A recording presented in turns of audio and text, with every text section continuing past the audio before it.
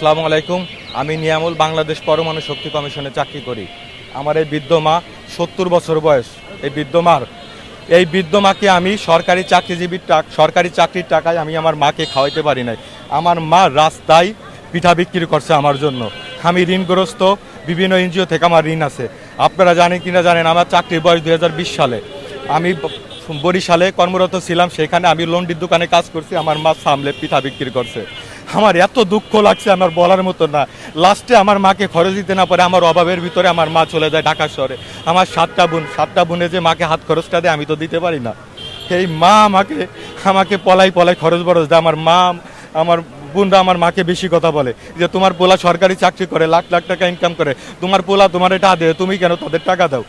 এই মার কষ্টে আমি সহ্য করতে না পেরে রাস্তায় পরে আমি অফিস শেষ করার পরে আমি হকারি করি, তিল নাড়ু সব কিছু বিক্রি করার পরে যে ইনকামটা হয় মাকে বলি যে মা তুমি আর ঢাকা থাকো না, তোমার চেহারাটা আমি দেখি অনেক কষ্ট করছে। প্রিয় ভাইরা, আমার 1% আমার বাবার জমি নেই, সেইখান থেকে বিক্রি করে আমি আমার ঋণ শোধ করবো, আমি আমার মাকে খরচ দিব। লাস্টে উপায়ত্ত না পেয়ে আমার মার খরচের জন্য আর আমার বোনদের খরচের জন্য, আমার পরিবারের খরচের জন্য রাত 11টা পর্যন্ত আমার অফিস 2:30 পর্যন্ত শেষ হয়ে যায়। তারপরে আমি বাসায় না গিয়ে চলে যাই আমি হকারি কাজ করতে। হকারি শেষ করে কিছু টাকা আমার আর হয়, তাই দিয়ে আমি বাসা ভাড়া অন্যান্য খরচ দিয়ে আমি আমার মাকে কিছু টাকা দিই। বর্তমানে এই অবস্থায় আমি ফরিদপুর থেকে চলে আসছি। সরকারের কাছে একটা অনুরোধ করি, প্লিজ দেখেন, আমরা বিলাসবহুল বাড়ি চাই না, গাড়ি বাড়ি কিচ্ছু চাই না। হে আমার মা মুখের দিকে একটু তাকান, কি অবস্থা আমার মা। এই মাকে যদি আমি খাওয়াইতে পড়াইতে না পারি, আমার মৃত্যু ছাড়ার কোনো পথ নাই। সেই ফরিদপুর থেকে সকাল 6টা বাজে ঘুম থেকে উঠে না খেয়ে চলে আসছি আমি আমার মাকে নিয়ে। আপনাদের কাছে বাড়ি গাড়ি কিচ্ছু আমরা চাই না, ফ্ল্যাট বল বাড়ি চাই না, সামান্য 2টা ডাল ভাত খাইতে পারি 3 অক্টেই এই অবস্থা করে দেন। আপনারা আমাদের 6 টাকা টিফিন ভাতা দেন।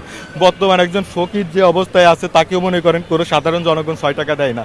এই অবস্থার ভিতর সরকার মহোদয়ের কাছে দৃষ্টি আকর্ষণ করছে, আপনারা আমার দিকে, আমাদের সরকারি কর্মচারীর দিকে না তাকান, আমার এই বৃদ্ধ মার দিকে তাকায় দ্রুত পে স্কেলের ব্যবস্থা করেন। খুব কষ্টের ভিতরে আছি, খুব সমস্যার ভিতরে আছি। প্রিয় ভাইরা, আমাদের দিকে একটু লক্ষ্য করেন। আমরা কোনো কিছু আপনারা যেটা দেখেন, যেটা বোঝেন, সেটা বাস্তবতা অনেক ভিন্ন। 8,250 টাকা দিয়ে এই বাজারে কিচ্ছু হয় না। আমার 5-10টা দিনের ভিতরে আমার সব শেষ হয়ে যায়। রাস্তায় হকারি করে বিভিন্ন মানুষকে আমার এই কথা বলা লাগে যে আমি সরকারি চাকরি করি, এই অবস্থা করতে হয়। এই জন্য আপনাদের কাছে দুহাত তুলে অনুরোধ করি, সরকার মহোদয় যদি আমার এই ভিডিওটা দেখে অবশ্যই আমাদের দিকে যেন একটু লক্ষ্য করে।